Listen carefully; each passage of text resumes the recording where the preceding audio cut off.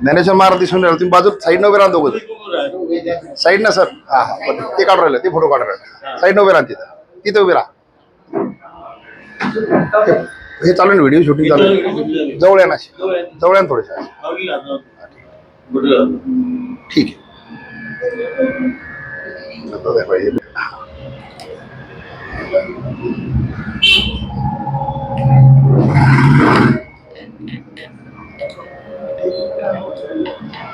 ठीक. ओम श्री परमात्मने नमः. ओम श्री सद्गुरुवे नमः. आपल्या दिव्य परंपरेचं आपल्याला पूजन करायचे. सच्चिदानंद रूपाय विश्वोत्पत्त्यादि हेतवे तापत्रय विनाशाय श्रीकृष्णाय वयं नमः. कृष्णद्वैपायनं व्यासं सर्वलोकहिते रतं वेदाब्जभास्करं वन्दे समाधिनिलयं मुनिं. मृगस्थली पुण्या बालनेपालमण्डले यत्र गोरक्षनाथेन मेघमाला सीनकृता श्रुतिस्मृतिपुराणानाम् आलयं वरुणालयं नमामि भगवत्पादं शंकरं लोकशंकरं. नमामि सद्गुरु शान्तं सच्चिदानंद विग्रहं पूर्ण ब्रह्म परमानंदं ईशम् आलन्ति वल्लभं. तुकाराम तुकाराम नाम घेता कापेयम धन्य तुकोबा समर्थ जिने केला हा पुरुषार्थ. गुरुर् ब्रह्मा गुरुर्विष्णू गुरुर्देवो महेश्वरा गुरुर् साक्षात परब्रह्म तस्मै श्री गुरुवे नमः. आता हृदय हे आपुले चौफाळुनी आभले वरी बैसव पाऊले श्री गुरूंची मज हृदयी सद्गुरु जेने तारिलो हा संसार पुरू म्हणून विशेषी अत्यादरू विवेकावरी जैसे डोळ्या अंजन भेटे हे वेळी दृष्टीसी फाटा फुटे मग वास पाहिजे तेत प्रकटे महानिधी का चिंतामणी झालिया हाती सदा विजय वृत्ती मनोरथी तैसा मी पूर्ण काम श्री निवृत्ती ज्ञानदेव म्हणे मनोनी जाणतेनी गुरु भजिजे तेने कृतकार्य होईजे जैसे मूल सिंचने सहजे शाखा पल्लव संतोषती का तीर्थे जिये त्रिभुवनी ये घडती समुद्रावगाहनी नातरी अमृत रसा स्वादनी रस सकळ तैसा पुढते पुढती तोची मिया अभिविंदिला श्री गुरुची जो अभिलषित मनोरुची पुरविता तो सकळ मंगळ निधी श्री विठ्ठलाचे नाम आधी मनकारे मनकारे जना श्री विठ्ठलाचे नाम वाचे पतित पावन साचे श्री विठ्ठलाचे नाम वाचे बाप रखमा देवी वरू साचे श्री विठ्ठलाचे नाम वाचे आरंभी आवडी आदरे आले नाम तेने सकळ सिद्धी जगी झाले पूर्ण काम रामकृष्ण गोविंदा गोपाळा रे तू माय माऊली जीवीचा जिव्हाळा रे तुझी येणी नामे सकळ संदेह पिटला बाप रखमा देवी वरा श्री विठ्ठला बाप रखमा देवी वरा श्री विठ्ठला परंपरेचे स्तवन आणि या परंपरेचा अधिष्ठाता भगवंत श्री विठ्ठल यांचं आपण आता मनापासून ज्याला आपण मानसपूजेचा प्रकार त्या पद्धतीने स्तवन केलं. त्याचबरोबर जीवनदर्शन व्यासपीठाच्या किंवा सर्व ज्ञानी साधकांना गीतेच्या या चिंतन वर्गामध्ये मी मनापासून या ठिकाणी अभिवादन करतो. यूट्यूबच्या निमित्तानं आपल्याशी जी मंडळी संलग्नित होईल, कारण आता आपण यूट्यूब लाईव्हच्या ऐवजी रेकॉर्डिंग आपण अपलोड करणार आहे, त्यामुळे जी मंडळी लाईव्ह जी आपल्याशी संलग्नित होईल त्या सर्वांना सुद्धा मनापासून वंदन करतो. या लाईव्हच्या किंवा आपल्या रेकॉर्डिंगच्या सेशनमध्ये जी आपली एक फ्रेम तयार होत होती, त्या फ्रेममध्ये माझ्या मागे इथं आपण पूजनीय गुरुजींचा अनंतरावून काढलेला हा फोटो जो लावलेला आहे, त्याचं एक 2 मिनिटात मी फक्त वर्णन करतो. तो सोमनाथच्या किनाऱ्यावर सायंकाळी आम्ही ज्यावेळेस बसलेलो होतो आणि अनेक साधकांचं मनोगत ज्यावेळेस आम्ही ऐकत होतो, त्यावेळेस तो अतिशय सुंदर क्षण जो आहे तो अनंतरावांनी टिपलेला आहे. त्याच्यामध्ये या अशा प्रकारच्या फोटोग्राफीला अमूर्त फोटोग्राफी म्हणतात. त्यामध्ये कुठली व्यक्ती आहे याचं सामान्य जनाला किंवा साधारणतः पाहणाऱ्याच्या जरी लक्षात येत नसेल, तरी ज्याला ज्याची ओळख आहे त्याला त्याची ओळख बरोबर पटते.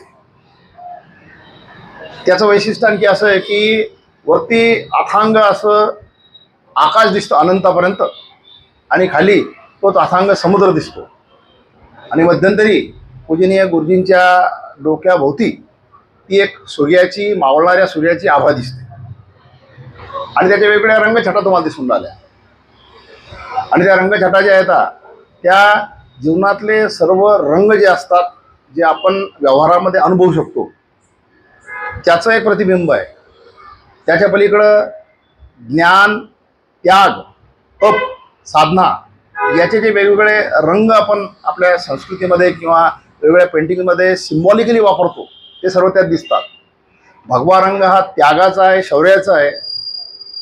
त्यातला पांढरा रंग जो असतो तो ज्ञानाच्या अत्युच्च अशा पातळीचा आहे आणि वरच्या आकाशाचा आणि सागराचा अथांगपणा त्याच्यामध्ये दिसतो. अशा प्रकारचं ते एक अतिशय महत्त्वाचं गुरु परंपरेतून आपल्याला लाभलेलं गुरूंचंच असं चित्र आहे. त्याच्यावरची ओवी जी आहे ती ययापरी श्री गुरु करीती जी अंगीकारू ते होऊन ठाके संसारू मोक्षमय आघवा, ही 15 अध्यायातली ओवी आहे. त्या ओवीचं वैशिष्ट्य असं आहे की संसारामध्ये राहून, प्रपंचामध्ये राहून, भौतिकतेमध्ये राहून मनुष्य साधारणतः अध्यात्माकडे डोकं काढत नाही, कारण त्याला तशी दृष्टी निर्माण होत नाही, इच्छा निर्माण होत नाही.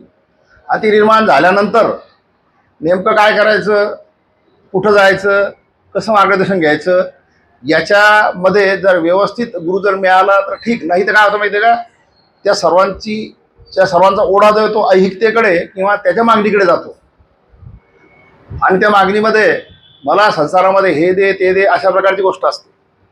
आणि त्यातून तो व्यक्ती जो आहे पुन्हा त्या सद्गुरूच्या मागे आपल्या प्रपंचाकरता ज्यावेळेस मागत राहतो, त्यावेळेस मागणी किती दिली तरी ऐहिक संसारामध्ये पुरत नाही. म्हणून गजानन महाराजांच्या पोथीतला जो आपण सातत्याची ओवी वापरतो ती संत हे भूमीवर चालते बोलते परमेश्वर, वैराग्याचे सागर दाते मोक्षपदाची. ही अनुभूती, हा अनुभव आणि ही प्रचिती ज्या एखाद्या गुरुस्वरूप भगवंतामध्ये किंवा भगवंत स्वरूप गुरुमध्ये असते, त्यानंच मार्गदर्शन करावं आणि त्याचं दर्शन आयुष्यामध्ये व्हावं हे अपेक्षित असतं. तर या देहामध्ये आल्यानंतर याचं साधन म्हणून उपयोग करून मनुष्य हा मोक्ष मार्गाचा वाटाड्या, कापडी म्हणतात त्याला, मार्गदर्शक नाही होऊ शकतो सामान्य मनुष्य, पण त्याची प्रपंचातली ओढ तुटून त्याला मोक्षाचं काहीतरी आपल्याला गाठोडं सापडावं अशा प्रकारची इच्छा उपरती निर्माण झाली पाहिजे. आणि तसं मार्गदर्शन करणारा व्यक्ती कसा पाहिजे असतो, तो स्वतः वैराग्याचा सागर पाहिजे. जोपर्यंत आपल्या सर्वांचा अनुभव आहे तोपर्यंत मला ही गोष्ट जाणवली पूजनीय गुरूंच्या सहवासामध्ये की आपल्या प्रत्येकाला ज्या ज्या गोष्टी ज्या ज्या ठिकाणी आवश्यक आहेत मोक्षाच्या मार्गामध्ये, ज्ञानाच्या मार्गामध्ये, साधनेच्या मार्गामध्ये, त्याचं अप्रतिम अशा प्रकारचं मार्गदर्शन दिग्दर्शन गुरुजींनी सातत्यानं केलं. तुमच्या माझ्या अंतर्यामी अशा प्रकारचं ओळखून ऐहिकाची मागणी मागण्याची तुमची आमची कोणाची हिंमती त्याच्यासमोर कधी झाली नाही, होणारही नाही. आणि त्यांच्या सहवासामध्ये आम्ही जेव्हा जेव्हा राहतो तेव्हा मी असं पाहिलेलं आहे की अतिशय समृद्ध, म्हणजे जीवनातल्या संसाधना समृद्ध असलेले लोकसुद्धा गुरुजींच्या समोर आल्यानंतर एकंदर त्या वैराग्याच्या भावनेनं नतमस्तक होतात. तर अशा प्रकारची आपल्याला जी उपलब्धी झालेली आहे, यापरी श्री गुरु करीती जे अंगीकारू, तशा प्रकारचा अंगीकार त्यांनी तुमचा माझा केला. आणि म्हणून संसारात असूनही संसारी आपलं सोडता येत नाही, आपल्या सतरंजी अटकली, मग आपल्या तिथं राहून मोक्षाच्या मार्गावर ते होणे ठाके संसारू मोक्षमय आघवा याचा अनुभव पूजनीय गुरुजींच्या सहवासामध्ये, त्यांच्या चिंतनामध्ये, त्यांच्या मार्गदर्शनामध्ये आपल्यापैकी प्रत्येकानं घेतलेला आहे, याची मला ठाम अशा प्रकारची खात्री आहे. आणि म्हणून तुमच्या सर्वांच्या वतीनं पूजनीय गुरुजींना मी या ठिकाणी वंदन करतो. या कॅमेऱ्याची सुद्धा फ्रेम जी त्याच्यामुळे ती भरली गेली आणि आपल्यावर सदोदित त्यांचा आशा आशीर्वाद आहे. अशा प्रकारचं ते अमृत अशा प्रकारचं चित्र जे ते शिरसाट सरांनी त्या मी तुम्हाला सांगितलं सोमनाथच्या किनाऱ्यावर सायंकाळी असं टिपलेलं आहे. आणि आता याचा प्रचार प्रसार आपल्याकडे होईल. तो दुसरी महत्त्वाची गोष्ट तुम्ही पाहिला असेल, मी सकाळी तुम्हाला एक व्हिडिओ टाकला. त्या व्हिडिओमध्ये पूजनीय गुरुजी आज तिथे ज्या ठिकाणी गीता सांगितली गेलेली आहे, ज्योती सर म्हणतात त्याला, त्या ठिकाणावर त्यांचं आपल्याला आशीर्वचन आलं. म्हणजे आपल्याला एकंदर काय माहिती आहे का, की सगळे आपले जे आपण हे म्हणतो त्याला सौभाग्याचे क्षण जे या ठिकाणी आहेत. तर असो, मी आपल्या या चिंतनाला या ठिकाणी मी सुरुवात करतो. आपण गीतेची एकंदर पार्श्वभूमी, गीतेची एकंदर भूमिका आणि त्या निमित्तानं गीतेवर ज्या ज्या लोकांचं चिंतन झालेलं आहे त्याच्या एकंदर म्हणजे भूमिकेमध्ये आपण वेगवेगळ्या गोष्टी पाहत आहोत. आणि गीता आणि वारंवार येणारा शब्द योग, त्याचे 3 अशा प्रकारचे अर्थ आपण पाहिले. त्याच्यामध्ये सगळ्यात पहिलं योग म्हणजे जुळणे, दुसरा म्हणजे युज म्हणजे चित्ताची स्थिरता, आणि तिसरं म्हणजे संयमन म्हणजे आपल्याला तशा प्रकारचा सामर्थ्य, प्रभाव किंवा आपल्या स्वतःला तयार करण्याच्या दृष्टिकोनातून आतून अशा प्रकारची एक अवस्था व्यवस्था जी आहे ती सुद्धा योगामध्ये येते. गीतेमध्ये ज्या ज्या ठिकाणी योग हा शब्द येतो त्या ठिकाणी उपरोक्त 3 अर्थापैकी अर्थ पाहावा, अशा प्रकारची त्या इतर अर्थाची गौणता समजायची असं पण त्यांनी सांगितलेलं आहे त्या ठिकाणी.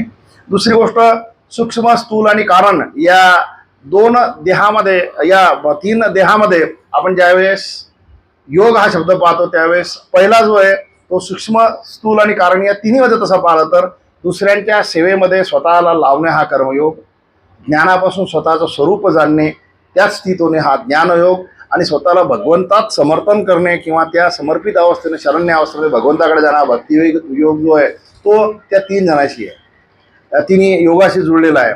आणि त्याचा एक महत्त्वाचा भाग जो आहे तो जडतेशी, जडता म्हणजे प्रकृतीची, याचे आपल्याला वेगवेगळे चिंतन आता पाहायचे.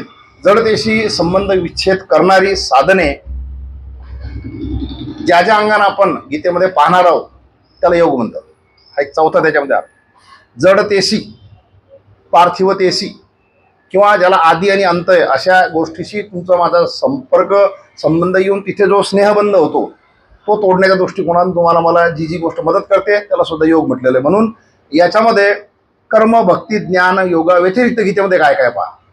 यज्ञ, दान, तप, ध्यानयोग, प्राणायाम, हठयोग, लययोग येतो, ऐश्वर्य योग 11व्या अध्यायामध्ये हे सर्व वर्णन केलेलं आहे. आणि याचं मुख्य कारण जे आहे ते मात्र आपल्याला पाहणं आवश्यक आहे. गीतेमध्ये हे सर्व सांगण्याचं कारण जे, आता ते वेगवेगळ्या लेखकांच्या याच्यामध्ये आपल्याला पाहायचे. गीतेमध्ये हे सर्व सांगत असताना भगवंताने इतकं का सांगितलं असावं, त्याचा मूळ अर्थ जो आहे तो स्वतः भगवंत आणि अर्जुन हे दोघं योगस्थित होणं आवश्यक होतं. त्याचं कारण पुढे आपल्याला समजेल. पण गीतेमध्ये मूलतः अर्जुनाचा जो प्रश्न आहे तो युद्धाविषयी नाही.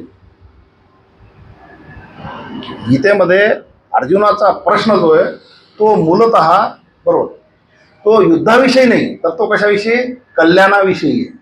हा महत्वाचा भाग आहे त्यातनं.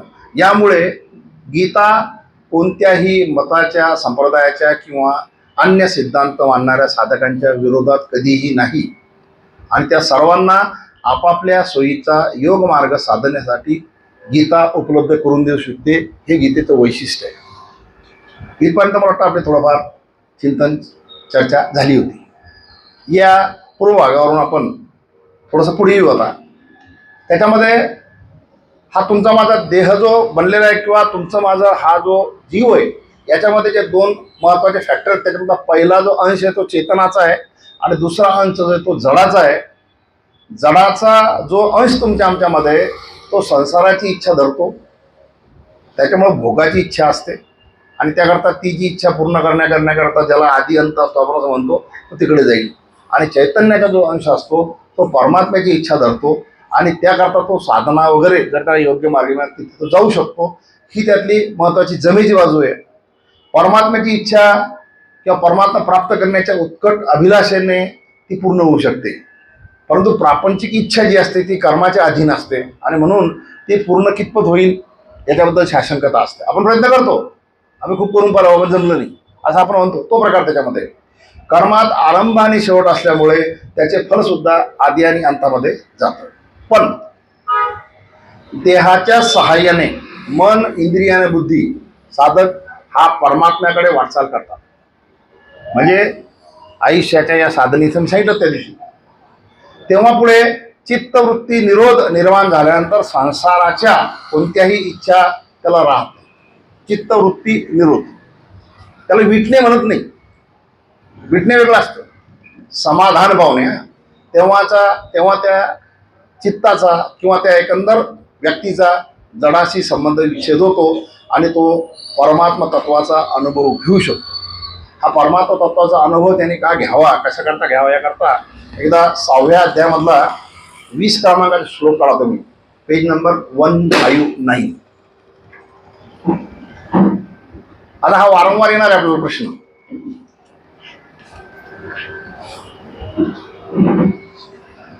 यत्र उपरमते चित्तम निरुद्धम योगसेवया यत्र चैव आत्मना आत्मानं पश्यन आत्मनि तुष्यति. म्हणा तुम्ही एकदा. यत्र उपरमते चित्तम निरुद्धम योगसेवया यत्र चैव आत्मानं पश्यन आत्मनि तुष्यति. या दुसऱ्या ओळीमध्ये आडवेशी जास्त शब्द येतो. याचा अर्थ जो आहे तो आपल्या त्या पहिल्या एकंदर चिंतनाशी लागतो. योगाच्या अभ्यासाने नियमन केलेले चित्त ज्या स्थितीत शांत होते आणि ज्या स्थितीत परमात्म्याच्या ध्यानाने शुद्ध झालेल्या सूक्ष्म बुद्धीने परमात्म्याचा साक्षात्कार होऊन सच्चिदानंद घन परमात्म्यातच संतुष्ट राहते. इथं 2-3 गोष्टी या श्लोकामध्ये. आता याच्यामध्ये एक महत्त्वाची गोष्ट अशी आहे की मी तुम्हाला त्या दिवशी सांगितलं, ज्ञानेश्वरीमध्ये जो आपला एक वेगळा प्रकार होता ती आपल्याला आपल्या घरची वाटत होती, कारण आपल्या आजूबाजूच्या घटना होत्या. आता गीतेमध्ये जे आहे की नाही तो पूर्ण ज्ञानगर्भ प्रकार आहे. आणि ज्ञानगर्भ प्रकार जरी असला तरी तो अर्जुनाला सांगितलेला गेलेला असल्यामुळे तो त्या अवस्थेमध्ये अर्जुनानं जावं याकरता पहिले ज्ञानाचा तत्वाचा आहे. त्याचबरोबर त्याच्यामध्ये पूर्ण संस्कार झालेले आहेत अर्जुनावर आणि त्या संस्काराचं मार्गदर्शन आहे. मग ते संस्कार देहावर, शरीरावर, बुद्धीवर, मनावर, चित्तावर असे आहेत.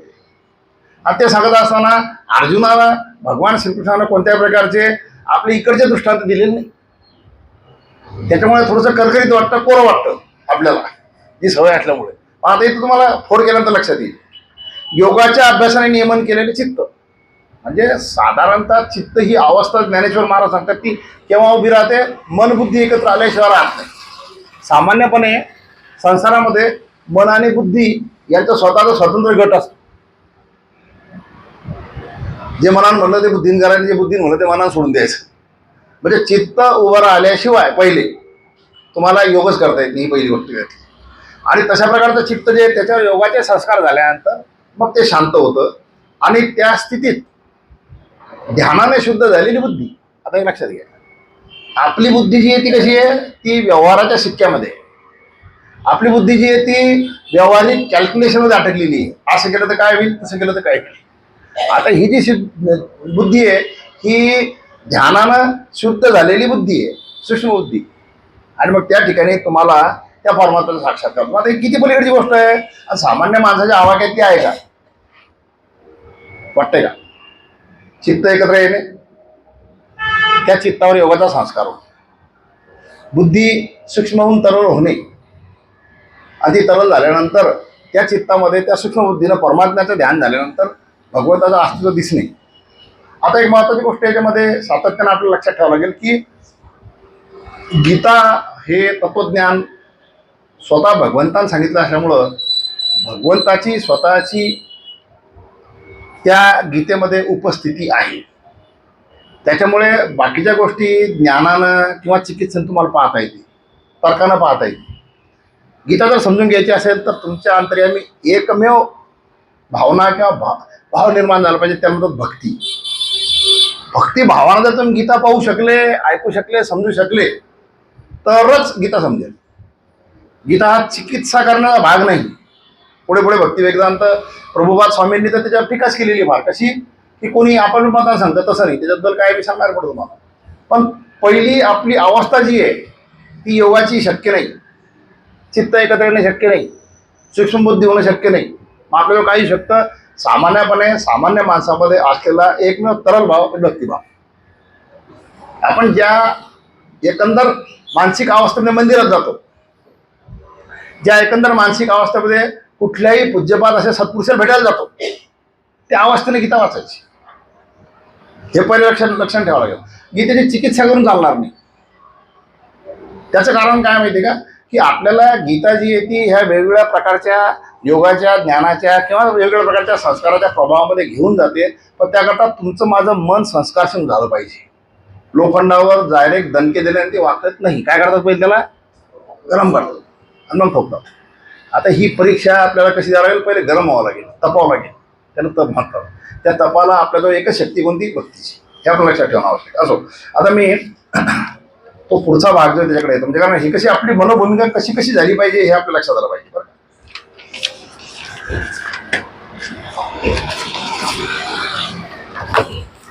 मग हे कसं होऊ शकतं याच्याबद्दल त्यांनी जी मांडणी केलेली आहे त्याच्यामध्ये साधनेचे 2 प्रकार सांगितले. आपण ते लक्षात घेणं आवश्यक आहे. कारण एक इथं आक्षेप असा आपोआप तोडला जातो की रणांगणावर ज्या ठिकाणी कोलाहल, ज्या ठिकाणी अनेक मानसिक ज्या अवस्था आहेत वेगवेगळ्या प्रकारच्या त्या दिसतात, तिथं मन एकाग्र होऊ शकतं का, तिथं तुम्हाला ज्ञान समजू शकतं का, हे सांगितलं असावं का, हा एक आक्षेप आहे. म्हणजे त्याला चिकित्सा करण्यामध्ये ते आहे, त्याचं कारण दिलेलं आहे. साधनेचे 2 प्रकार आहेत. एक त्यातला करण सापेक्ष म्हणजे अंतःकरण आणि देह, आणि दुसरा जो आहे तो करण निरपेक्ष. लहान लेकरू जे असतं ना त्याच्या सगळ्या हालचाली ज्या असतात ना त्या करण निरपेक्ष असतात. आपल्या ज्या हालचाली असतात ना त्या करण सापेक्ष असतात. कुठे निघले, या कामाने निघले. कसं काय चालले, याच्याकरता आलो होतो, कुठे आले होते, असं आलो, बरोबर आहे. आपल्याला काहीतरी ध्येय उद्देश असतो.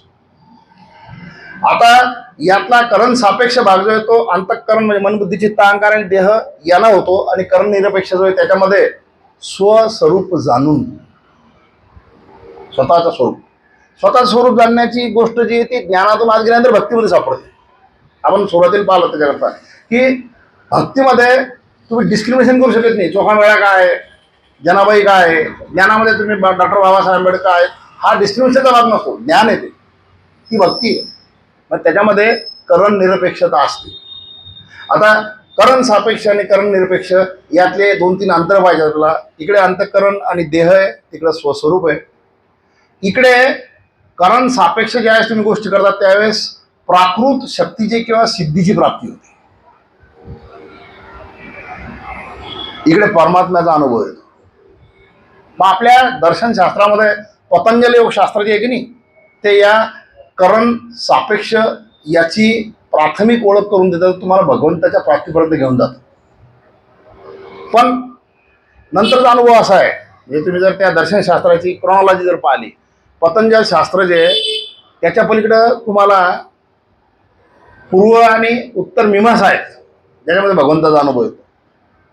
आणि पतंजली योग शास्त्रामध्ये सुद्धा यम नियम आसन प्राणायाम झाल्यानंतर प्रत्याहार ज्यावेळेस होतो त्यावेळेस साधना म्हणजे तुमची धारणा ध्यानाने समाधी अशा अवस्था येतात. ती सुद्धा गोष्ट कठीण पातळीवरची. 6व्या अध्यायामध्ये ज्ञानेश्वर महाराजांनी ते सांगितलं. प्राकृत शक्तीची आणि सिद्धीची प्राप्ती झाल्यानंतर तुम्हाला मला ईश्वर सापडला असं वाटतं. तिथं बरेच लोक अटकतात. याबद्दल एक अतिशय सुंदर ग्रंथ माझ्याजवळ आहे. भारतीय मानसशास्त्र अथवा सार्थ आणि सविवरण पतंजल योगदर्शन कृष्णाजी केशव कोल्हटकर. हा आपल्या संस्कृतीतील पतंजल योगदर्शनाचा मराठी लेखकाने लिहिलेला अत्युच्च पातळीचा असा ग्रंथ आहे बरं का. आमच्या काही मित्रांना मला फुटपाथमध्ये रद्दीत सापडून आणून दिलेला आहे. याच्यामध्ये त्यांनी जी गोष्ट सांगितली म्हणजे कोल्हटकरांनी ते वाचण्यासारखं आहे. कोल्हटकरांच्या बद्दल तुम्हाला आठवत असेल डॉक्टर हेमंत जोशी बोलले होते बऱ्याच वेळा. तर हे पतंजल शास्त्र जे आहे योगशास्त्र याच्यामध्ये तुम्हाला देह चित्तवृत्ती निरोध शम दम आणि अष्टांग ह्या गोष्टी कराव्या लागत असतात. आणि त्या अष्टांग योग करत असताना तुम्ही ज्या गोष्टी करता ज्याची त्याच्यामध्ये मांडणी केलेली आहे त्याच्यामध्ये समाधीपाद, साधनपाद, विभूतीपाद आणि कैवल्यपाद आहे. मोक्ष आहे. ईश्वराचा अनुभव नाही. कैवल्य म्हणजे मोक्ष. त्यात टप्पे येतं. त्यातला विभूतीपाद जो आहे की नाही हा विभूतीपाद नावाचा प्रकार जो आहे हा तुम्हाला मला तशा प्रकारच्या रिद्धिसिद्धी प्राप्त करून देतो. रिद्धिसिद्धी प्राप्त झाल्यानंतर माणसाला असं वाटतं आपल्याला ईश्वर सापडला. मग त्या ठिकाणावर रिद्धिसिद्धी सापडल्यानंतर ज्ञानेश्वर महाराज सच्चिदानंद बाबाजवळ थांबले असते. तिथं एक मोठा मठ झाला असता. कुठं नेवाशात मोठा मठ. ते तिकडे गेलेच नसते पलीकडं. अनंतरावने 1-2 व्याख्यानामध्ये सांगितलं त्या पद्धतीनं तुकाराम महाराजांना जे लोक जिवंत गेले बच्चे ते तिथं एक मोठा मठ झाला असता. त्याच्यावर तुकाराम महाराजांनी सुंदर पद्धतीने गोष्ट सांगितलेली की सामान्य व्यक्तीला भुलवण्यासाठी या करण सापेक्ष अशा पतंजली योगशास्त्राच्या पुढच्या टप्प्यामध्ये माणसाला ज्या अनुभूती शक्ती प्राप्त होतात सिद्धी त्याच्याबद्दल एक अभंग आहे त्यांचा. कामक्रोध आम्ही वाहिले विठ्ठले आवडे घातली पायासवे आता कोण पाहे मागे परतुनी गेला हरपुनी देह भाव. आणि ते म्हणतात रिद्धी सिद्धी सुखे हानितल्या लाथा तेथे या प्राकृता कोण मानी तुका म्हणे आम्ही विठ्ठलाचे दास करून ठेलो ग्रास ब्रह्मांडाचा. म्हणजे प्रत्येक सत्पुरुषाला या संप्रदायामधल्या हा अनुभव आलेला आहे. अनुभव आला असला भाग नाही. तो परिसा भागवताचा जो किस्सा आहे नामदेव महाराजा तोच आहे. सच्चिदानंदाचा तोच आहे. प्रत्येकाचा तुम्हाला सापडेला. पण ते तिथं घुटमळले नाही. तेव्हा त्यांचं संतत्व सिद्ध झालं आणि मग त्यांचा जो काही नैवेद्य आहे तो भगवंताला खाल्ला. ही गोष्ट लक्षात ठेवणं आवश्यक आहे. म्हणजे सिद्धी रिद्धीमध्ये सामान्य माणसाला तिथपर्यंत पोहोचल्यानंतर अडकवतात अशा प्रकारची साधना आहे. आणि तिथे मोठे झालेले महाराज तुम्हाला भारतात खूप सापडतात. त्याच्यावर आपल्याला जास्त बोलायचं कारण नाही काही. पण ही अडचण आहे. मात्र कारण निरपेक्षमध्ये स्वस्वरूप जो जाणतो परमात्म्याचा अनुभव जो घेतो त्याला तात्काळ ते प्रमाण सापडतं. कारण तो करण निरपेक्ष असल्यामुळे त्याचा जो जडाचा संबंध आहे तो संबंध आहे त्याचा विच्छेद लवकर होतो. साधारणतः 700 श्लोक वाचायला किती वेळ लागला असेल याची चर्चा झालेली बऱ्याच वेळा. जे असखलित संस्कृत वाचतात की नाही त्यांचं म्हणणं आहे की 2 तासामध्ये 700 श्लोक वाचणं होऊ शकतं. बरोबर आहे का? 2-2.5 तासामध्ये होऊ शकतं. मग त्या कोलाहलामध्ये ज्यावेळेस भगवंतानं सांगितलं, गीता सांगायला सुरुवात केली, त्या कोलाहलामध्ये 10वा अध्याय संपल्यानंतर 11व्या अध्यायामध्ये विश्वरूप दर्शनाचं वर्णन जे आहे, अद्भुत हा रस जो तिथं दाखवलेला आहे त्याचा म्हणजे तो 11वा अध्याय, त्याच्या पुढचा 13वा मोठा आहे, त्याच्यानंतर 18वा मोठा आहे. मग आपण असं झाला 1 ते सव्वा तासामध्ये तिथपर्यंत पोहोचले असतील ते चर्चा करता करता. 1 तासामध्ये भगवान श्रीकृष्णाने अर्जुनाला विराट दर्शन दाखवलं. किती वेळात झाला अनुभव? मग त्यात तोही घाबरला की तो जसाच तसा माझ्या समोर येऊन बैस. हे महत्वाचं आहे. म्हणजे तुम्ही स्वस्वरूप जाणण्याचा प्रयत्न ज्यावेळेस कराल त्यावेळेस तुमचं ट्युनिंग जे आहे ते ईश्वरत्वाशी होतं. म्हणून करण निरपेक्ष पद्धतीमध्ये तुमची एकंदर फिजिकल कशा प्रकारची अवस्था आहे, तुम्ही यम करू शकता की दंडबैठक मारू शकता की कोणी पाहत नाही. तुमची आंतरिक भक्ती किती शक्तिशाली शुद्ध आहे हे पाहिलं जातं. आंतरिक भावना ते महत्वाचं आहे. आणि त्यातून तुम्ही जितक्या लवकर तुमचा संबंध जडाशी विच्छेद करू शकता तितक्या लवकर तुम्हाला ती ईश्वराची तशा प्रकारची अनुभूती किंवा अनुभव येऊ शकतो. आणि त्याकरता जाणण्याची म्हणजे विवेकाची, मानण्याची म्हणजे भावाची म्हणजे भक्तीच्या भावाची प्रधानता आवश्यक असते. आणि त्याच्यावर तिसरा भाग जो असतो अनन्य शरणता, हा त्यातला महत्वाचा भाग. करण सापेक्ष प्रकाराने चित्तवृत्ती निरोध झाल्यानंतर परमात्मा प्राप्त झाला तर पतंजली योग दर्शनाच्या विभूतिपाद यामध्ये जे सिद्धीचे वर्णन केलेले ते व्यर्थ झाले असते जर परमात्मा प्राप्त झाला असं. विभूतिपाद आलाच नसतं असं त्या लेखकांचं म्हणणं आहे, बरं का. मग या रिद्धिसिद्धीमध्ये काय होतं ते आपण एका मिनिटात पाहू. ज्या ज्या लोकपाल देवता आहेत त्या आपापल्या लोकातील भोगांची लालूच दाखवून परमात्म्यापासून दूर करण्याचा प्रयत्न करतात असं ते शास्त्र सांगतं, बरोबर का. म्हणून तुकाराम महाराजांनी ते स्वतःचं त्या ठिकाणी अनुभव सांगितलेला. आता युद्धजन्य परिस्थितीमध्ये अर्जुन करण सापेक्ष साधनेद्वारे कल्याणाप्रत पोहोचणे अशक्य होते. तेथं करण सापेक्ष ना आणि करण निरपेक्ष प्रकारानं उपयुक्त असा योग होताच तो शास्त्र विहित कर्मे करीत असताना सुद्धा, हे महत्वाचं लक्षात ठेवलं आपल्याला संसारिक लोकांना, किंवा संसाराच्या गडबडीत आता आमच्याकडून भक्ती कुठून होईल. आमच्या मग लयच लशांटी येत बुवा, लय भानगडी येतात. कुठे उठलं पण चला सोयरी गेलंय, कुठे उठलं चला म्हैस घ्यायला, हे धंदे आपण म्हणतो तसं सगळे व्यवहारात एकदम बारकाईचे धंदे, बरोबर आहे की. कसं काय होईल तुमचं? आता अर्जुनाने युद्धात केलं नाही का हो, आज सांगता येईल त्याला.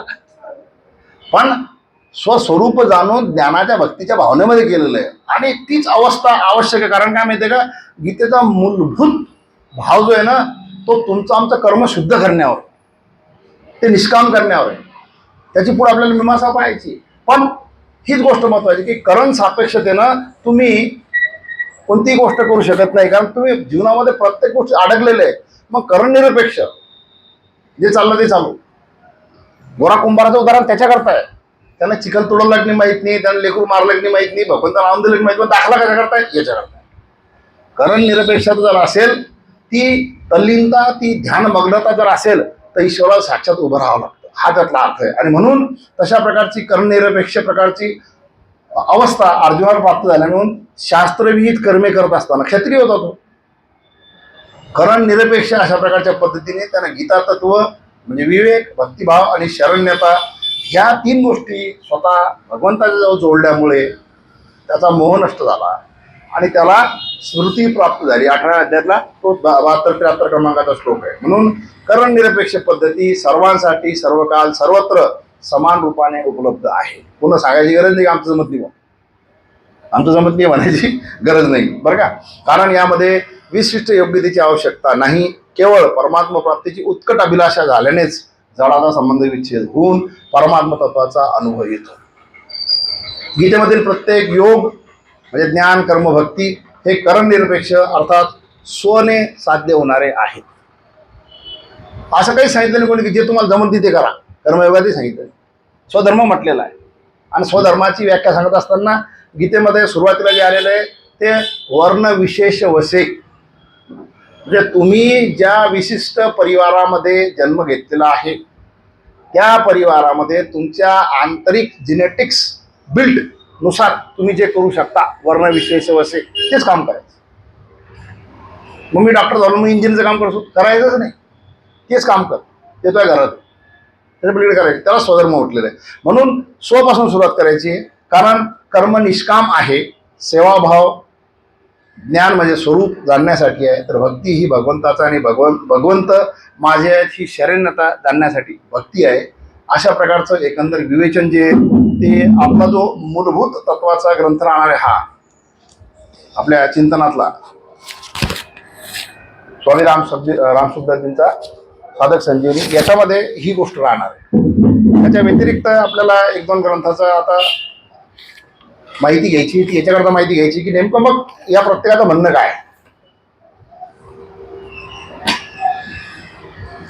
हा एक चिकित्सक ग्रंथ आहे, गीताशास्त्र. याच्यामध्ये राजेंद्र खेर आणि सीमंतिनी खेर यांनी एक भाष्य केलेलं आहे. म्हणजे भाष्यामध्ये कसं माहिती का, क्रिटिक्स नावाचा प्रकार नाही. कारण काय माहिती का, ज्या पद्धतीने ज्ञानेश्वर महाराजांनी तुम्हाला गीता सोपी करून सांगण्याचा प्रयत्न केला तसा प्रत्येकानं हा प्रयत्न केला. याच्यामध्ये यांनी काही जे मुद्दे दिले ते आपल्याला पाहायचे फक्त. गीता शास्त्र हा सीमंतिनी खेर आणि राजेंद्र खेर यांचा ग्रंथ आहे. त्यांच्या काही व्याख्या त्यांनी सांगितल्या. भव सागर म्हणतो आपण, बरोबर आहे की, भवची व्याख्या दिली त्यांनी. आपण काय म्हणतो यशस्वी भव म्हणजे काय, तर भवचा अर्थ आहे होणे, घडणे, हवंसं वाटणे. भव हा मानवनिर्मित परमेश्वराचा नव्हे. परमेश्वरानं तुम्हाला भाऊ म्हटलं नाही. परमेश्वर म्हटलं का डॉक्टर भाऊ, परमेश्वर म्हटलंच नाही. तू ॲडमिशन घेतली, मग आता त्रास होऊन राहिला, मग भाऊ बोलतो, हे काय कठीण नावात बोलतो, त्यांना भाऊ म्हटलंच नाही. मुद्दा लक्षात आला का. भाव म्हणजे होणे जे, ही परमेश्वर निर्मित गोष्ट नाही, ती मानव निर्मित आहे. म्हणून माणसाने वागत असताना हा भाव जो आहे तो आपल्या आटोक्यातला धरावा असं म्हणतात. आणि नाहीच पूर्ण झाला तर त्याची खंत बाळगू नये असं ते म्हणतात. अशा दृष्टिकोनातून गीता ही नकारात्मक नसून सकारात्मक आहे. सृष्टी ही त्याज्य नसून केवळ भोगासाठी सुद्धा नाही. आणि सृष्टी निवाच्या आत जाऊन उपभोग घेण्याची दृष्टी, कोणता उपभोग, नैतिकतेनं उपभोग घेण्याची दृष्टी जी असते त्याला सौंदर्य दृष्टी म्हणतात. ती सौंदर्य दृष्टी जी आहे ती कधी कधी अहंकार म्हणजे अहंभाव, फलाशा म्हणजे मला जास्त मिळालं पाहिजे, किंवा स्वकर्तृत्व भाव, मोठेपणा, या तीन चार गोष्टी ते अडचणी देतं. म्हणून ह्या तीन गोष्टी सुटल्या पाहिजे तर ती सौंदर्य दिसते. अहंभाव, फलाशा आणि स्वकर्तृत्व भाव, ह्या तीन गोष्टी जर सुटल्या तर आपल्याला ते सौंदर्य प्रतीत होतं. आता ही साधी गोष्ट आहे, ही साधी गोष्ट आहे. तशी पाहिली तर तुम्ही कितीही चांगले पेंटर असा, तुम्ही साधे जे फुलं असा सृष्टीतले फुललेले, त्याचा पूर्ण शेर तुम्ही काढू शकत नाही. त्याच्यासारखं काढू शकाल तुम्ही, ते नाही काढू शकत. मग ही जर निसर्गाची, तर त्याचं सौंदर्य पाहत असताना काय माहिती आहे का, की तुमचा अहंकार गेला पाहिजे, तुमच्या स्वकर्तृत्वाचा भाव गेला पाहिजे. आणि हे घालण्याचं काम जे ते गीता करते. मग ऐहिक आणि पारलौकिक उत्कर्षही साधता येतो, ही सौंदर्य दृष्टी प्राप्त झाली तर. म्हणून श्रीकृष्णाचं अवतरण जे झालं त्याबद्दल ते सांगतात की उत्कर्षाकडून अपकर्षाकडे जाणारी संस्कृती जी होती त्या काळात, उत्कर्षाकडून अपकर्षाकडे जाणारी, हा तो भाव आहे, यदा यदा ही धर्मस्य, ती जाणारी संस्कृती जी होती त्याच्यामध्ये त्या काळामध्ये कंस, जरासंध, दुर्योधन हे त्यातले टप्पे सांगितले त्यांनी, की यांनी म्हणजे हे तिघ जण जे येतं हे लँडमार्क येतं की त्यावेळेस त्यांनी ती संस्कृती अपकर्षाकडे नेण्याचा प्रयत्न केला. त्याच्या डिटेल्समध्ये आपल्याला जायची गरज नाही, ते आपल्याला हळूहळू येईल. परंतु ते सोडून मग त्यांनी स्वतःच्या काही गोष्टी नवीन पद्धतीनं, आपण जे म्हणतो की इस्टॅब्लिशमेंट होतो नवीन, आणि ते आपण लक्षात घेतलं पाहिजे. त्यातली सगळ्यात मोठी गोष्ट आहे गोवर्धन पूजा. श्रीकृष्णाच्या चरित्रामध्ये जो तुम्हाला मदत करतो, जो तुमच्या नैतिक उत्कर्षाला सर्व प्रकारच्या त्याच्या सदिच्छा देतो, अशा प्रकारच्या वस्तूची, परिस्थितीची, व्यक्तीची माणसानं कास धरावी. इंद्र दिसलाच नाही त्याची काय पूजा करायची, त्याच्यापेक्षा गोवर्धनाची करा. हा पहिला भाग त्यातला. मग नंतर कंसाचा वध हे पुन्हा रिइस्टॅब्लिशमेंट आहे. सिस्टीमचं. त्याच्यानंतर जरासंधाचा वध जो आहे तो नुसता वध करून थांबला आणि तो निघून गेला तिकडे चरित्रामध्ये, तिकडे निघून गेला. म्हणजे इकडची सिस्टीम सगळं गेल्यानंतर तिकडे निघून गेला. आणि त्यानंतर चौथा त्यात सांगितलेलं महत्त्वाचा नरकासुराचा वध, ज्याच्यावरून लांछन त्यांच्या चरित्रावर येतं. परंतु ते सर्व गोष्टी ज्या आहेत ना, तर या चारी या गोष्टी महत्त्वाच्या करता की त्यांनी अपकर्षाकडे जाणारी जी संस्कृती होती ती उत्कर्षापासून अपकर्षाकडे ती आडवण्याचा प्रयत्न या 4-5 गोष्टी केलेला आहे. म्हणून श्रीकृष्णाचे गुणवैशिष्ट्य त्यांनी एका याच्यात मांडलेले आहेत. प्रेम, आता ज्यांना पहा आपल्याजवळ काय काय सापडतं. कर्तव्य, सामाजिक बांधिलकी, मुत्सद्दीपणा, शौर्य, त्याग, निरीच्छपणा, विवेक, गुणग्राहकता, धर्मनिष्ठा, सहनशक्ती, आदरभाव, उत्साह आणि आनंद. पुढील लिस्ट आहे ती. आता श्रीकृष्ण गीतेमध्ये सर्वत्र बोलताना श्री भगवान उवाच म्हणतात. त्याला श्रीकृष्ण त्याने म्हटलंच नाही, म्हणजे व्यासांनी श्रीकृष्ण म्हटलंच नाही. पण श्रीकृष्ण हा त्या यमुनेच्या काठी कालिंदीच्या तीरावर ते याचं वध करताना कालियाचं मर्दन करत असताना त्याच्या अतिशय सामान्य मित्रासोबत होता. त्या दिवशी महाराजांनी गंमत सांगितली. कालिया ज्यावेळेस त्या कालियाचं ज्यावेळेस ते मर्दन चालू होतं त्यावेळेस आई घाबरली तिकडं. मग बलराम म्हणे की तू त्या भानगडीत पडू नको, त्याचं तो पाहून घेतो. म्हणजे आईला ती भीती वाटणं स्वाभाविक होती. हा सामान्यपणाचा भाव असताना सुद्धा श्रीकृष्णाने तो सगळा सांभाळला. परंतु माती घालली का म्हणून त्यावेळेस जगाची दृष्टी जी आहे की नाही, या ब्रह्मांडाची सर्व सृष्टी जी आहे ना ती आईला दाखवून दिली. तात्पर्य असं आहे, हे सगळे जे आहेत ना हे गुणधर्म जे आहेत श्रीकृष्ण म्हणून तुम्ही आम्ही अंगीकार करू शकतो, भगवान म्हणून नाही. हे तर वैशिष्ट्य. कर्तुम अकर्तुम अन्यथा कर्तुम. अन्यथा कर्तुम गोष्टीच्या मागे आपण लागायचंच नाही, परंतु कर्तुम मधल्या गोष्टी ज्या आहेत त्याच्यामध्ये प्रेम, कर्तव्य, सामाजिक बांधिलकी या गोष्टी आपण धरू शकतो. म्हणजे श्रीकृष्णाची सुद्धा आपण काही प्रमाणामध्ये तशी बरोबरी करू शकतो, हा सांगण्याचा भाव त्यांचा आहे. त्यानंतर पांडुरंग शास्त्री आठवल्यांचं गीतामृतम यांनी दिलं. अतिशय सुंदर ग्रंथ आहे तो. आपल्याकडचा स्वाध्याय परिवार जो आहे तो पूर्णपणे गीतेशी बांधिलकी असलेला भाव आहे. त्यांनी फार 4-5 मुद्दे मांडले, ते महत्त्वाचे आहेत. ते म्हणतात जीवन रडण्यासाठी किंवा पळून जाण्यासाठी नाही, तर संकटाशी हिमतीने लढून खेळण्यासाठी, हसण्यासाठी, हसवण्यासाठी, तसे अखंड आशा व अतूट श्रद्धेच्या बळावर विकास साधून जगण्यासाठी. अतिशय महत्त्वाचा संदेश आहे. हे सगळे प्रस्तावनातले संदेश जमा केले मी याच्याकरता की नेमकं आपण गीता पाहताना काय पाहायचं. मग एवढी मंडळी स्वाध्याय परिवाराची परमपूज्य पांडुरंग शास्त्री आठवल्यांच्या मागे कशामुळे होती, काय सांगितलं असावं, हा त्यातला अर्थ आहे. टिळकांचं मी हे पाहिलं गीता रहस्य, पण ती काल सापेक्ष अशा प्रकारची रचना आहे टिळकांची. त्याच्यामध्ये त्यांनी एक गोष्ट केली की लोक त्यावेळेस हतबल झालेले होते म्हणून त्यांनी कर्माची त्याच्यामध्ये मांडणी केलेली आहे.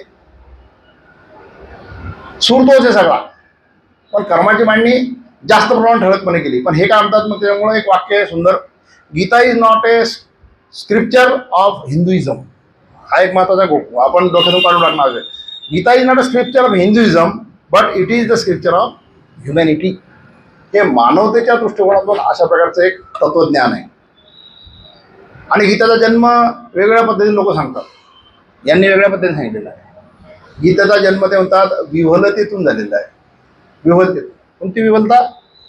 अर्जुन हा शोक विव्हल होता आणि शोक व्याकुळ होता, आणि भगवंत जे होते अर्जुनाप्रती स्नेह विव्हळ आणि स्नेह व्याकुळ होती. अतिशय सुंदर पद्धतीने ती गोष्ट मांडली. आता ही गोष्ट जी आहे ही कशात लक्षात येते, त्या 18व्या अध्यायामध्ये गोवी आहे, ये हृदयीचे ते हृदयी. हा एक मुद्दा आपण लक्षात घेणं आवश्यक आहे. शाळेमध्ये आपण, कॉलेजमध्ये आपण सगळ्यांना शिकवलेलं आहे. शिक्षक कोणता मनापासून शिकवतो म्हणतात विद्यार्थी.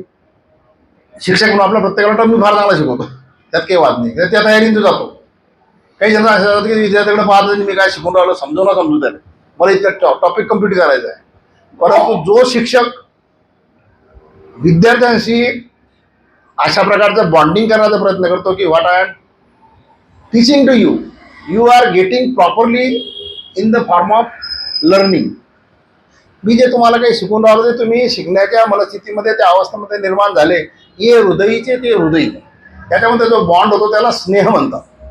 म्हणून अर्जुनाप्रती असलेला स्नेह, त्या स्नेहाला व्याकुळ झालेले, विवळ झालेले भगवंत जे येतं अर्जुनाची ती अवस्था पाहून त्याला वर करणं, त्याला वर आणणं आणि हे युद्ध परिपूर्ण करण्याच्या दृष्टिकोनातून त्याला तयार करणं म्हणून गीता निर्माण झाली असं ते म्हणतात. त्यांनी काही 4 गोष्टीचा फार सुंदर व्याख्या केलेल्या आहेत.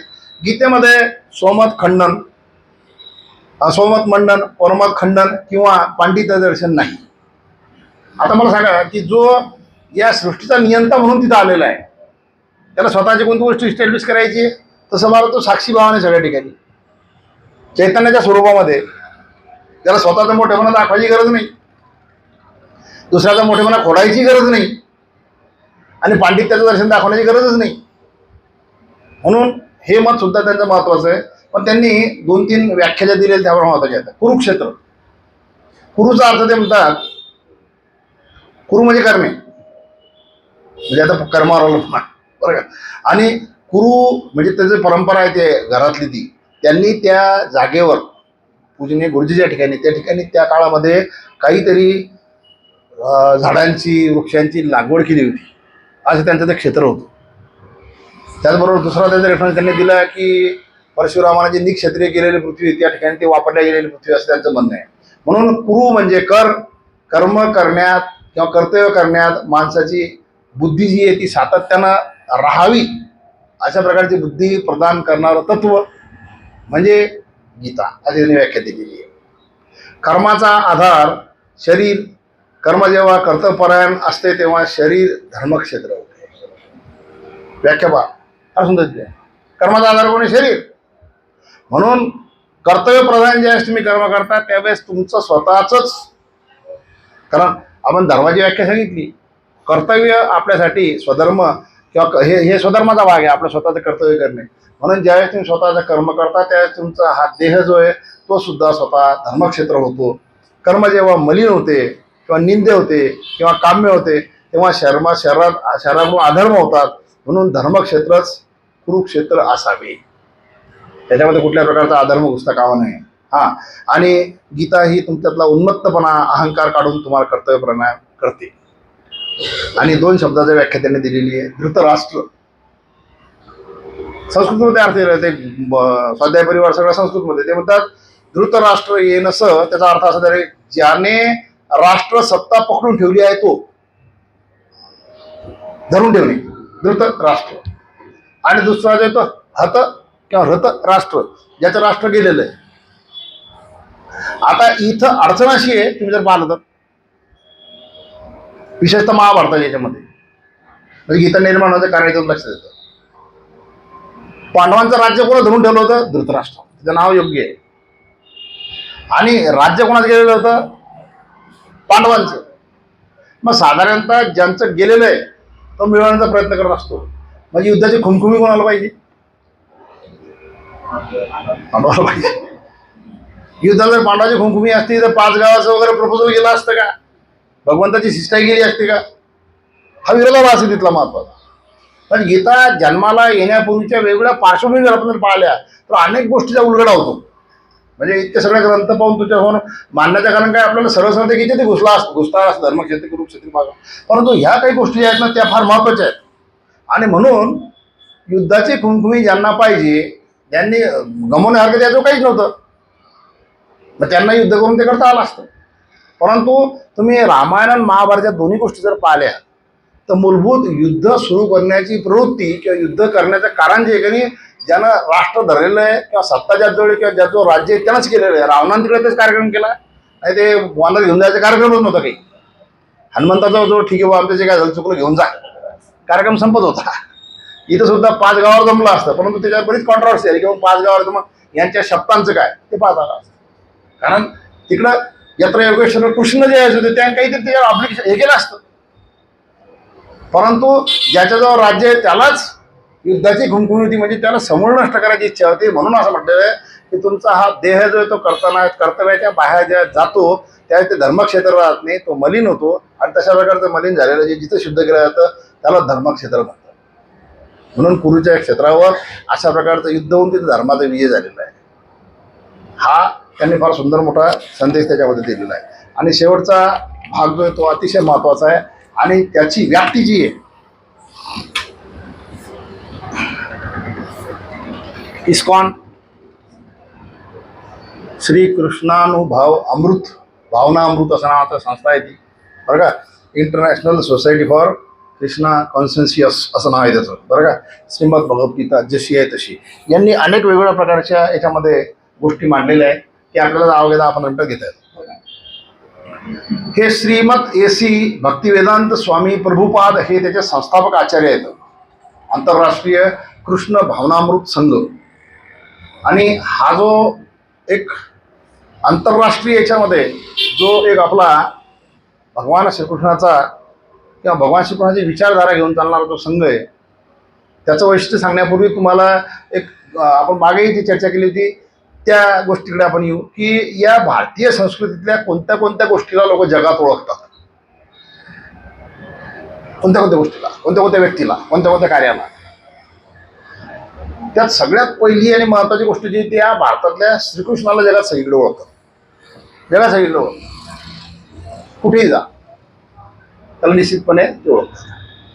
दुसरा ओळखीचा व्यक्ती जगामध्ये महात्मा गौतम बुद्ध, तो जगात सगळीकडे माहिती आहे. आणि तिसरा महत्वाचा व्यक्ती त्यातला महात्मा गांधी, तो जगात सगळीकडे माहिती आहे. हे 3 लोक जगात तुम्ही कुठे जाते माहिती.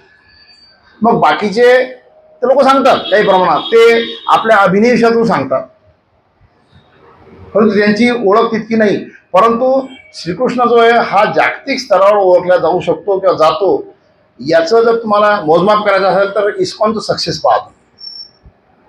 इस्कॉनचं जे यश आहे ते त्याच्यामुळे, कारण ते तत्वज्ञान जे आहे ना गीतेच्या माध्यमातून मानवतेपर्यंत सगळीकडे पोहोचण्याचं काम जे वेगवेगळ्या पद्धतीने झालं, त्याच्यामध्ये इस्कॉनचा फार मोठा रोल आहे. म्हणून भक्तिवेदांत स्वामी जे म्हणतात त्यांच्या विचाराला, त्यांच्या एकंदर मताला फार महत्त्व जगामध्ये. तिथं तुम्ही आम्ही काय म्हणता येईल काही अर्थ नाही, कारण आपण बोलणार कुठं आपल्या खोलीत, आपल्या घरात, आपल्या बाहेर नाही बोलत, तो जगात बोलणारा माणूस, हे लक्षात ठेवा. आणि यांचं एक महत्त्वाची गोष्ट अशी आहे की हे जे पश्चिम बंगालमध्ये गौरांग प्रभू जे होते की नाही, ती परंपरा आहे. श्रीकृष्णानंतरचे स्वतः भक्तिवेदांत स्वामी हे 32वे त्या परंपरेतले गुरुवर्य आहेत. 32वे श्रीकृष्णापासून सुरू मोठी परंपरा आहे. आणि त्याच्यामध्ये 21वे गुरु जे येतं ईश्वरपुरी येतं, 22वे गुरु येते चैतन्य महाप्रभू, गौरांग महाप्रभू म्हणतात ती. आता ती जी परंपरा आहे त्या परंपरेमध्ये त्यांचे 2 स्तोत्र आहेत महत्वाचे. त्यांचं ग्रामदैवत किंवा दैवत ग्राम जे आहे ना ते वृंदावन आहे, आणि त्यांची देवता जी आहे ती राधाकृष्ण आहे. म्हणजे मुळात हा परिवार जो आहे हा मधुरा भक्तीशी सख्य ठेवणारा आहे हे घरात. म्हणजे मुळात मी तुम्हाला सांगितलं की भक्तीच्या भावनेशिवाय हे गीतेचं तत्वज्ञान समजू शकत नाही, त्याच्यामुळे ते जवळचे आहेत. त्याच्यामुळे कदाचित जगामध्ये ते अपिलिंग असावे, कारण ज्ञान जसं जसं वरच्या पातळीवर जातं आणि ते तुम्हाला बदल करायला लावतं, त्याच्यामध्ये शुष्कता येते. कारण मनुष्य लवकर मोल्ड व्हायला तयार नसतो. ते सांगितलं ना, गरम झाल्याशिवाय तो मोल्ड करता येत नाही, ठोकता येत नाही वगैरे वगैरे. पण भक्तीच्या माध्यमातून तुम्ही जर घुसले तर त्यात वेगळ्या प्रकारचा आनंद असतो. आमच्या छोटीची एक मैत्रीण आहे औरंगाबादला, पुण्याला, तर या इस्कॉनशी जोडलेले आहेत त्या ताई. त्यांच्या घरी ज्यावेळेस या राधाकृष्णाची पूजा होते त्यावेळी असं अप्रतिम सजावट असते की पाहायचं कारण नाही.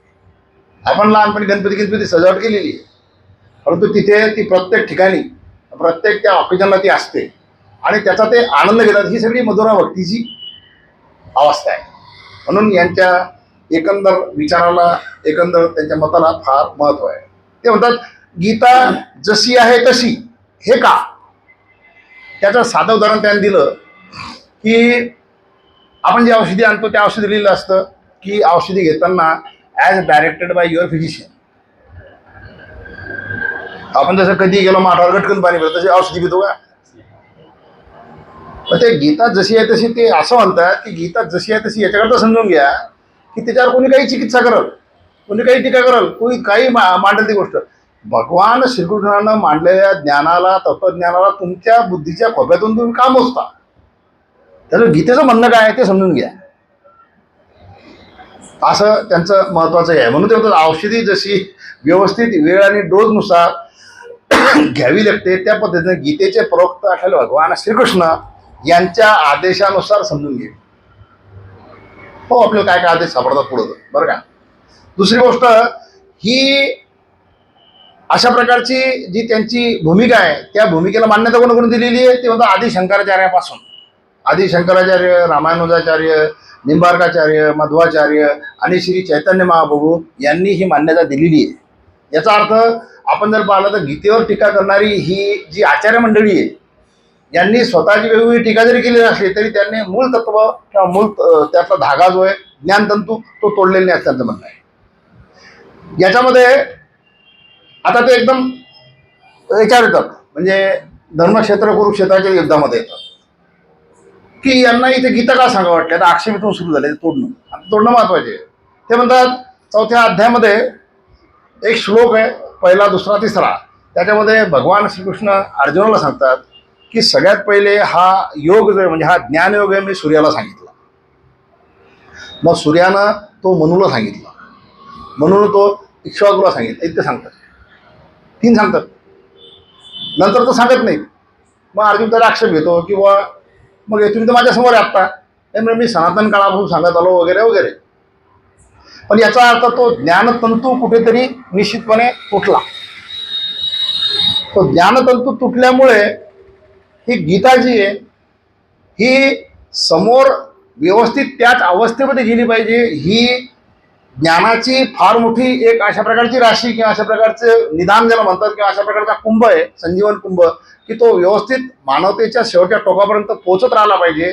याकरता याची अशी एक व्यवस्था निर्माण करणं आवश्यक. गुरु शिष्य परंपरेची त्याच्यामध्ये मला अनेक युगानंतर अर्जुनासारखा योग्य अशा प्रकारचा शिष्य सापडला. त्याचं वर्णन ज्ञानेश्वर महाराजांनी फार चांगल्या पद्धतीने केलेलं आहे. ते येईल आपल्याला मधामधात सुमती, सुकुलीन वगैरे वगैरे भरपूर विशेषण आहे त्याच्यामध्ये. मग अशा प्रकारचा मला ज्यावेळेस शिष्य सापडला त्यावेळेस मी हा ज्ञानतंतू परत पुनरुज्जीवित करतो म्हणून अर्जुनाची योगस्थिती व्हावी म्हणून बाकीचे तत्व सांगितलेले. हा आक्षेप लक्षात घ्या. मग इतकं सांगायची गरज होती का? पटकन तू शस्त्रज्ञांचं ठोकून काढ मग पाहू काय करायचं ते, असं म्हणता आलं असतं. ते त्यांना ऐकलंही असतं. पण अर्जुनाची तयारी तशी का केली? कारण अर्जुनाला हा सगळा प्रकार जो तो सहन करणे, समजून घेणे, आत्मसात करणे आणि तो प्रपोगेट करणे ह्या सगळ्या गोष्टी करता त्यांना जे तयार करायचं त्याकरता भगवंतानं अर्जुनाला सर्व प्रकारचे तत्व सांगितले असं भक्तिवेदांत स्वामी म्हणतात. आणि स्वतः भगवंतानं सुरुवातीला सांगितलं. आपण पाहिलं जेव्हा अर्जुनानंतर म्हटलं तर ते विसरून गेला मग सांगण्यापुरा आता सांगता येत नाही कारण ते मी योगयुक्त होऊन तू सांगितलं होतं. ही अवस्था आहे. म्हणून अर्जुन हा नवीन गुरु शिष्य परंपरेतील सगळ्यात प्रथम श्रोता आहे असं त्यांचं म्हणणं आहे. अर्जुन हा अधिकारी पुरुष म्हणजे जाणण्यायोग्य व्हावा म्हणून एखाद्याला सर्व तत्वज्ञानासहित गीतेचा बोध केलेला आहे. हा त्यातला महत्त्वाचा मुद्दा आहे. म्हणून गीतेचा स्वीकार चिकित्सेऐवजी आता तिथं आलो मी भक्तिभावाने करणे आवश्यक आहे. इतर कोणत्याही ग्रंथाची चिकित्सा दुसरा विचार करणे शक्य आहे. Because you can have your own thoughts, your own understanding, your own experience आणि your own situation according to that particular text. पण गीतेचं तसं नाही. गीतेची चिकित्सा करण्यापेक्षा गीतेला भक्तिभावानं शिकायला असं ते म्हणतात.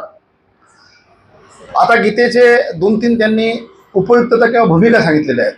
ते म्हणतात अज्ञानमय भौतिक अस्तित्वातून मानव जातीचा उद्धार करणे हा गीतेचा अनेक उद्देशांपैकी एक मुख्य उद्देश आहे. आता ही गोष्ट आपण समजून घेणं आवश्यक. अज्ञानमय भौतिक अवस्था म्हणजे काय? अज्ञानमय भौतिक अवस्थाचा अर्थ त्यांनी पुढे दिलेला आहे की 5 तत्व दिलेले त्यांनी ते पुढे येतात. मग आपल्याला भगवद्गीतेतील विषय म्हणजे 5 प्रमुख मूलभूत सूत्र आहेत. ते त्याच्यामध्ये परमेश्वर, जीवात्म्याचे स्वरूप, प्रकृती, काळ आणि कर्म. त्यातली प्रकृती तुमच्या आमच्या आजूबाजूला जी असते ती सत्वरजतमाचा गुणधर्म तिचा असल्यामुळे ती प्रत्येक व्यक्तीला प्रत्येक व्यक्तीला ती वेगळी वाटते. सत्वरजतमामुळे तुमच्या माझ्या बाजूची अवस्था जी आहे ती प्रत्येक व्यक्तीला वेगळी वाटते. तुम्ही ज्या अवस्थेमध्ये तुम्ही सात्विक आहे का तुम्ही रजामध्ये का तुम्ही तमामध्ये त्यानुसार तुम्हाला ते वाटत असतं. म्हणजे प्रकृती तीच आहे पण तिचा बदल जो आहे तो प्रत्येक व्यक्तीच्या अंतरंग अशा प्रकारच्या अवस्थेमुळे होतो. म्हणून तिला ते म्हणतात की अज्ञानमय भौतिक अवस्था किंवा अस्तित्व. तर तुमच्यावर ज्या गोष्टीचा प्रभाव तो सगळा सारखेपणा नसतो म्हणून ती अवस्था प्रत्येकाची सारखी नसते. मग त्या प्रत्येकाला सारखेपणानं आणणं हा सुद्धा एक योग आहे. त्या अवस्थेमधून ती गोष्ट तू पहा असं म्हणतात. पुढे अर्जुनाला त्या पद्धतीने सांगतात ते बघा. आता यातले 5 मूलभूत विषय जे आहेत ते परमेश्वर, जीवात्मा, प्रकृती, काळ आणि कर्म. या 5 पैकी त्यांचं असं म्हणणं आहे की कर्म जर सोडलं तर बाकीच्या सर्व गोष्टी शाश्वत आहेत. आता परमेश्वराच्या शाश्वतपणाबद्दल काही आपल्याला हे नाही. जीवात्मा परमात्म्याचं स्वरूप असल्यामुळं ते चैतन्यमय आहे, चेतनामय आहे, म्हणजे त्याच्यात सुद्धा शाश्वतपणा आहे. प्रकृतीबद्दल त्याने सांगितलं की प्रकृती कुठं जात नसते, ती शाश्वत कशी आहे. पंचमहाभूताचा देह आपला बनला, हा पडल्यावर आपण काय म्हणतो कधीही माती, म्हणजे पंचमहाभूत त्याच्या जागी निघून जातात, ते कुठं जात नाही, ते शाश्वत आहे. काळ हा सगळ्याच्या मागं पार्श्वभूमी म्हणून असतो. काळ हा सगळ्याच्या मागं पार्श्वभूमी म्हणून असतो. प्रश्नाला फक्त एखादं अशाश्वत गोष्ट कोणती? कर्माची. त्या कर्मावर प्रत्येकाच्या, आता इथं मानवी देहाच्या एका अतिशय सुंदर तत्वाबद्दल ते बोलतात, ते महत्वाचं आहे बरं का. नियंत्रण करतो तो नियमन करणारा परमेश्वर, नियमित केला जातो किंवा नियंत्रण केला जातो तो जीवात्मा. काळ हा सर्वदा साक्षीदार असतो आणि यथाकाळ यथायोग्य अशा प्रकारची अभिव्यक्ती जी होती ती जीवात्मा आणि प्रकृतीची, म्हणून आपण त्याला व्यक्ती म्हणतो बरं का. जीवात्मा परमेश्वराचा अंश असल्यामुळे परमेश्वराचे सर्व गुण सदैव त्याच्यामध्ये असतात. मात्र आपण परम नियंत्रक नाही हे भगवद्गीता स्पष्ट करते. म्हणजे माणसाचा ईश्वराशी संबंध आहे, पण ईश्वराशी त्यांना बरोबरी करण्याचा प्रयत्न केला त्याचा शेषपाल होऊ शकतो, हे लक्षात ठेवणार. महाभारतात सीख आहे मात्र परमात्मा आहे, तुमच्यावर त्याचा अंशही असला तरी त्या अंशाला तुम्ही परम नियंत्रक होऊ शकत नाही. त्याचं एक आणखी सुंदर अशा प्रकारचं त्यांनी वर्णन पुढे केलेलं आहे. सत्वरजतम या प्रकृती गुणाचा आणि शाश्वत काळाचा संयोग होऊन कर्म प्रगट होते. सत्वरजतम या प्रकृती गुणाचा आणि शाश्वत काळाचा. कर्मे अनादी काळापासून चालत आलेले आहेत, म्हणून त्या कर्मफलाने मनुष्य सुखदुःख प्राप्त करत असतो. एक टप्पा लक्षात घ्या, सोप्या गोष्टी द्या बरं का. सत्वरजतम याच्यामुळे मनुष्य कर्माशी काळाशी संगम झाला, म्हणजे कर्म करतो. कर्मे अनादी काळापासून चालू असल्यामुळे त्याचे फळ आपण बघतो. भौतिक विश्वात प्रकृतीचे प्रगटीकरण असत्य म्हणून न स्वीकारता ते सत्य म्हणून स्वीकारले तर अनेक गोष्टीचा उलगडा होतो. कारण ते म्हणजे तात्पुरतं जरी असलं तरी ते सत्य असतं. आता हे जे वाक्य आहे की नाही, या वाक्याला चिद्विलासवाद म्हणतात. इथे या चिद्विलासवादामध्ये त्यांनी आदि शंकराचार्याचं मत जे त्याचं खंडन केलेलं आहे. ब्रह्मसत्य जगन्मिथ्या ही जी गोष्ट आहे त्याचं खंडन केलेलं आहे. ज्ञानेश्वरीमध्ये एक आपण ओवी पाहिलेली आहे किंवा एक प्रसंग पाहिलेला आहे की नदीचा प्रवाह आपल्याला दिसतो अखंड, पण तो अखंड नसतो. एका थेंबाला लागून दुसरा थेंब असतो, दुसऱ्या थेंबाला लागून तिसरा थेंब असतो, अनंत थेंब एकामागे असतात. म्हणून जो तुम्ही थेंब पाहिला तो तुमच्या क्षणाच्या आत कुठेतरी निघून जातो. तसं कालसापेक्ष याच्यामध्ये आजा मेला नातू झाला, म्हणजे काळ पुढे सरकत असतो, काळात बदल येत असतो आणि ती प्रकृती आहे त्याचं त्याने वैशिष्ट्य सांगितलं. परंतु त्याच्यामध्ये स्थित्यंतर जरी असलं तरी तुम्ही त्याला अनुभवता, कारण जीवात्मा देह धारण केल्यानंतर या प्रकृतीच्या सोबत एका विशिष्ट कालखंडामध्ये राहिल्यानंतर त्या सगळ्याचा अनुभव घेतो. हा चिद्विलासवाद म्हणतात त्याला. म्हणून आदि शंकराचार्यांनी सांगितलं तत्वज्ञान ते सामान्य माणसाला तितकं पटलं नाही. मिथ्या म्हणावं तर सगळं सोडून चालत नाही, हप्ते तर भरावं लागतात प्रत्येक ठिकाणचे का नाही तर बँकेतून कर्ज काढायचं ब्रह्मसत्य जगन्मिथ्या हे तुम्ही असं झालं. हे सत्य स्वीकारावं लागतं त्यात बरं का. आता बघा ते काय म्हणतात, म्हणून विभाजित असले तरी भगवंत प्रकृतीला माझी प्रकृती म्हणतात. ते काय म्हणतात, माझी प्रकृती. आणि मग तो एक त्यातला एक श्लोक आहे, मया दक्षेण प्रकृती सुयते सचराचरम. माझ्या अध्यक्षतेखाली ते काम होतं. तुम्ही पहा कार्यक्रमात काय असतं, कोणी असला अध्यक्ष पहिले सत्कार अध्यक्षाचा, आणि आभार प्रदर्शनामध्ये अध्यक्षांच्या वतीने कार्यक्रम संपला असं मी जाहीर करतो. इथे शब्द तोच वापरलेला आहे, मया दक्षेण प्रकृती सुयते सचराचरम. माझ्या नियंत्रणाने प्रकृती काम करते. यामध्ये म्हणून फक्त कर्म शाश्वत नाही, बाकी कर्मफळे अनादी पुरातन असू शकतात आणि त्या कर्मफळामुळे आपण सुखदुःख भोगत असतो. इतकं आपण सगळेजण पाहतो. आता गीतेचा मूलभूत आपल्याला अर्थ कुठे, आपण आपल्या ज्ञानाच्या पूर्णत्वाने कर्मफलामध्ये परिवर्तन घडवून आणू शकतो. इथून आता बदल झाला. भक्ती वेदांत स्वामी सांगतात की गीता कशासाठी वाचायची, ती जशी आहे तशी कोण समजून घ्यायची. जसं चाला अनादी काळापासून तसे फटके खात राहा, दुःख भोगत राहा, याच्याकरता नाही. हा नरदेह दुर्लभ जाणं हा याच्याकरता आहे की याच एका देहामध्ये अंतकरण चतुष्टांश तुमच्या बुद्धी आहे. त्या बुद्धीचा एक्स्ट्रॅक्ट जो असतो वरचा तो विवेक आहे. त्या विवेकाचा जर तुमच्यावर परिणाम झाला तर तुमच्या प्रत्येक कर्माला शुद्धता सात्विकता प्राप्त होऊ शकते. त्याकरता काही अहंभाव अहंकार वगैरे ज्या गोष्टी सांगितल्या सुरुवातीला, स्वकर्तृत्व भाव ह्या गोष्टी जर सोडल्या तर तुमच्या त्या कर्माला शुद्धता प्राप्त होते. म्हणून ते म्हणतात आपण आपल्या ज्ञानाच्या पूर्णत्वाने, ज्ञानाचे पूर्णत्व विवेकामध्ये, ज्ञानाच्या पूर्णत्वाने कर्मफलामध्ये परिवर्तन घडवून आणू शकतो. ईश्वराचे स्वरूप चैतन्यमय असले तर जीवाचे चेतनामय आहे आणि जीव चेतनामय असल्यामुळे तो परामध्ये येतो. परा, भारतीय साहेबांनी शब्द विचारला होता, परा म्हणजे चेतनामय असल्यामुळे तो ईश्वराशी कुठे ना कुठे जोडलेला आहे. आणि प्रकृती ही अचेतन म्हणून ती अपरा आहे, म्हणून ती नष्ट होते असं वाटतं, पण ती नष्ट होत नाही, तशी तशी जमा होते.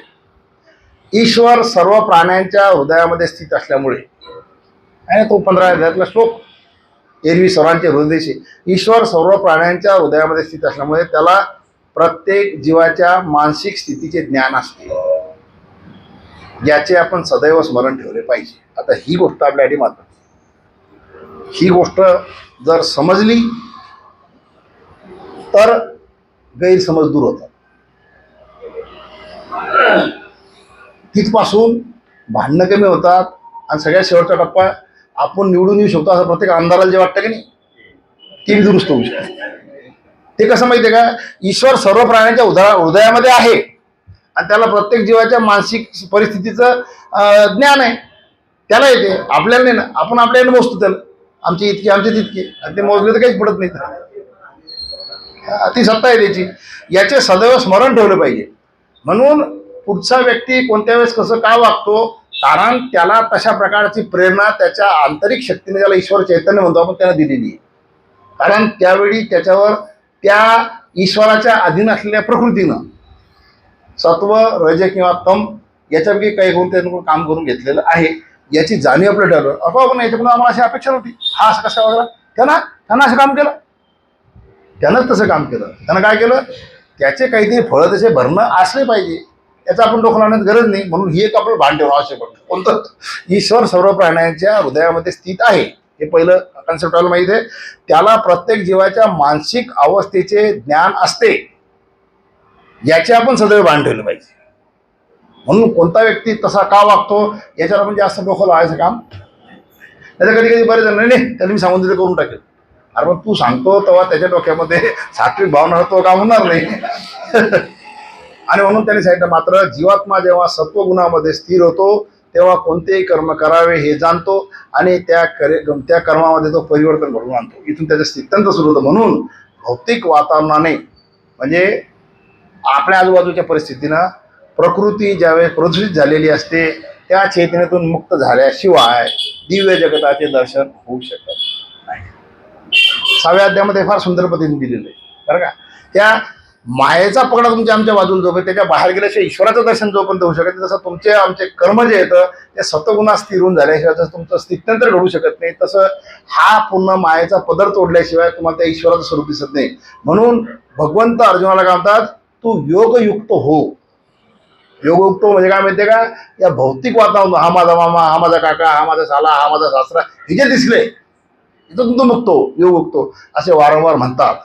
भगवद्गीता अप्रत्यक्षपणे जड प्रकृतीने प्रभावित झालेल्या आपल्या चेतनेचे शुद्धीकरण करते.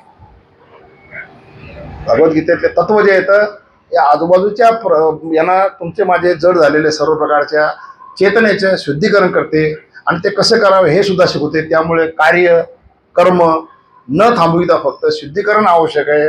अशा विशुद्ध कार्याने आपण ज्यावेळेस प्रवाहित होऊन आपलं कुठलंही कार्य करायला सुरू करतो, कर्म करायला चालू करतो, विशुद्ध याने आपलं कर्म करायला सुरू करतो, त्याला भक्ती म्हणतात. भक्तीची अतिशय वेगळी व्याख्या स्वतः भक्ती वेदांत स्वामींनी दिलेली. पुन्हा एकदा मी सांगतो की आपलं सत्व जे आहे पूर्ण, की आपली सात्विकता जी आपल्या कर्मामध्ये उमटेल त्यावेळेस आपण भक्ती मार्गात हे समजून घेणं आवश्यक आहे.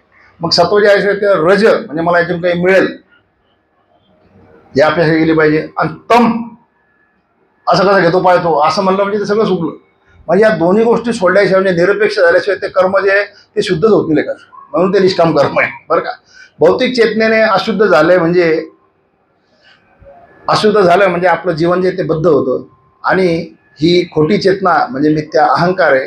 ही बद्धता त्यामुळे देहात्मबुद्धीची असते.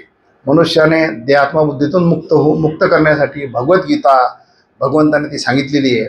स्वतंत्र अथवा मुक्त होणे म्हणजे भौतिक शरीराने नव्हे तर भौतिक चेतनेचे स्वातंत्र्य प्राप्त भौतिक चेतनेपासून स्वातंत्र्य प्राप्त करून घेणे असा त्याचा अर्थ आहे.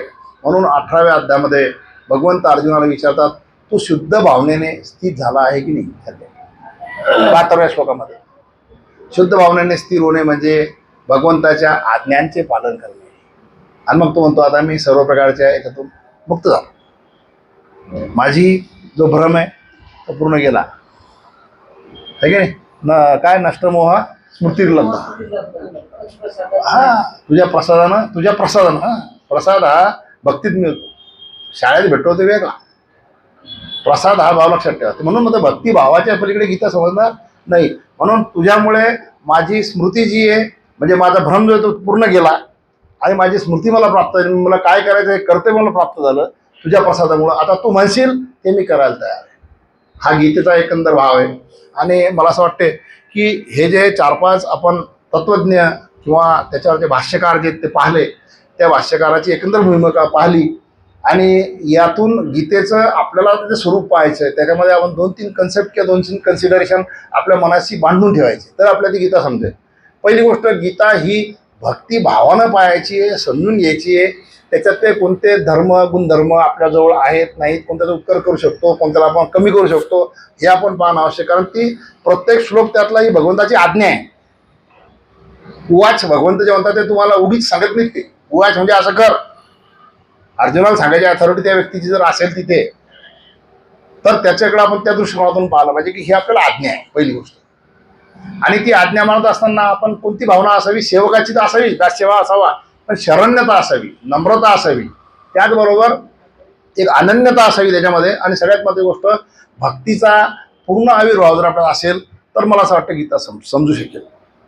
या एकंदर म्हणजे निरूपणासहित या 3-4 ग्रंथाचा आपण जो दांडोळा घेतला त्याच्यासहित मी आजच्यानं हा प्रस्तावनाचा भाग संपवतो आणि पुढच्या वेळेपासून आपण गीतेच्या पहिल्या श्लोकाला या ठिकाणी सुरुवात करू.